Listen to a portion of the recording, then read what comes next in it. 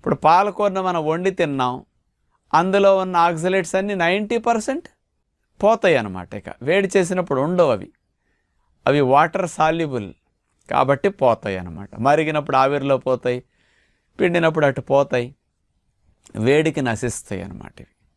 అంచేత ఇవన్నీ పాలకూరలో ఉన్నప్పటికీ మనం పచ్చి పాలకూర తింటే ప్రమాదం. పచ్చి పాలకూర తినొద్దు ఎప్పుడు కూడా, జ్యూసుల్లో కూడా వాడకండి.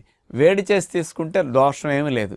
టమోటాలు మనం కూర వండుకుంటాం, అన్నిట్లో టమోటాలు వేస్తాం, కానీ వేడి చేసినప్పుడు దాని దోషం ఏమి ఉండదు అన్నమాట.